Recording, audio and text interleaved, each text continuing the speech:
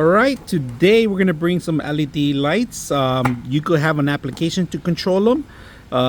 They automatically turn on when you plug them in. So let's go ahead and open it up and see what you get. What you get first, an application area, so you could download the application and install the instructions. Very simple. Now, one thing I like about these, this is waterproof, of course. This part is not the digital part, not the other part. All right, just make sure you're aware that you can hang this. They give you a lock to hang it. They give you a hanging area if you want to hang it on your pool. It's an optional. You could tie this up. So today we're going to set this up, and then we're going to plug it in at night. We're going to control it with our phone and see how well it works. So let's go ahead and do that. We got the app. We can change it to any color we want. Got a lighting effect.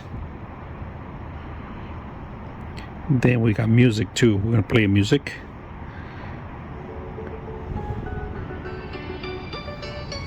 Stop it. We could do different effects. We do audio, sound, different modes, but this is my favorite pretty much all around. And then we could just change it to regular light. We change it to regular light. Hope you guys enjoy the video.